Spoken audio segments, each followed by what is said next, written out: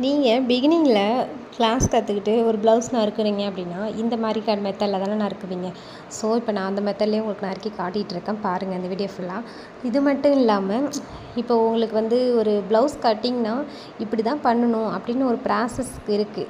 ஏன்னா இப்போ நீங்கள் ஒருத்தவங்கள பார்க்குறீங்க, உங்கள் கண்ணு முன்னாடி ஒருத்தவங்கள பார்க்குறீங்க, அவங்களுக்கு பார்த்த உடனே நீங்கள் கண்ணு முன்னாடி என்ன தெரியும்? அவங்களோட முகம் தெரியும், அடுத்தது கழுத்து, அடுத்தது ஷோல்டர், அப்படியே அவங்க உடம்பு வாட்டம், குண்டா, ஹைட்டாக அவங்க எப்படி இருக்காங்க, இந்த மாதிரி அவங்களுக்கு பாடி மெஷர்மெண்ட்டில் வார்ம்கோல் லென்த் எவ்வளோ, இது எல்லாமே நீங்கள் ஒரு பாடி மெஷராக பார்த்தீங்க அப்படின்னா அளவு எடுத்தீங்க. ஜஸ்ட் ரவுண்ட் அளவு எடுக்கணும், பஸ்ட்டோட வெயிஸ்ட் அளவு எடுக்கணும், அண்டு ஹிப் ரவுண்ட் எடுக்கணும், next front length, back length, இப்படிலாம் ஒரு அளவு மெஷர்மெண்ட்டை நம்ம எடுப்போம்.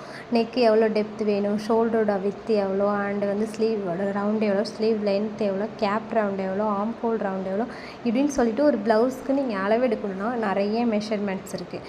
ஸோ இந்த மெஷர்மெண்ட்ஸ்லாம் வச்சுட்டு நம்ம கரெக்டாக நம்ம அளவு ப்ளவுஸ்னு ஒன்று கஸ்டமர்கிட்ட வாங்குவோம். அவங்க ஒரு அளவு ப்ளவுஸ் கொடுப்பாங்க. அவங்க ஆக்சுவலி ஒரு அளவு ப்ளவுஸ் போட்டிருக்காங்க அப்படின்னா அது அவங்களுக்கு கரெக்டாக இருக்கிறதா அவங்க சொல்லுவாங்க. ஆனால் அந்த ப்ளவுஸில் ஒரு சின்ன கரெக்ஷன்ஸ் இருக்கும். பட் அது அவங்களுக்கு அது ஃபிட்டிங்காகவும் கரெக்டாகவும் இருந்துச்சு அப்படின்னா நம்மக்கிட்ட சொல்லி கொடுக்கும்போது எனக்கு இந்த ப்ளவுஸ் ரொம்பவே பர்ஃபெக்டாக இருக்கும், கரெக்டாக இருக்கும்னு சொல்லுவாங்க. ஆனால் ஸ்டிச்சிங் பார்த்திங்கன்னா அந்த ப்ளவுஸில் ஏதாவது ஒரு சின்ன கரெக்ஷன் சொல்லிட்டு போவாங்க.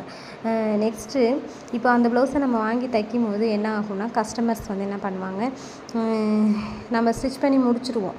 ஆனால் அந்த ப்ளவுஸு ஒன்று லைனிங் ப்ளவுஸாக இருக்கும். அளவு கொடுத்தது அவங்க பார்த்திங்க அப்படின்னா நார்மல் ப்ளவுஸ் கொடுத்துருப்பாங்க, இந்த ப்ளவுஸ்க்கு தைங்க, லைனிங் தான் அளவு ப்ளவுஸ். ஆனால் லைனிங் ப்ளவுஸ் தான் நம்ம அளவு எடுத்து தைக்கணும்.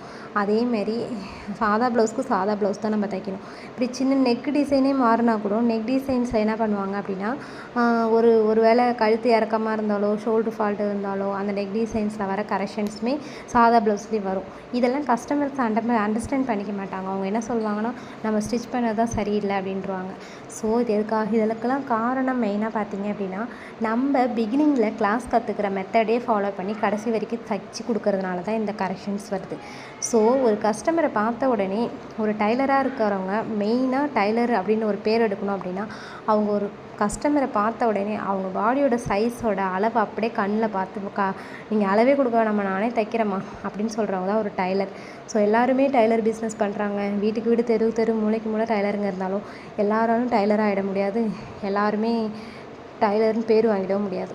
ஸோ இந்த வீடியோ கண்டினியூ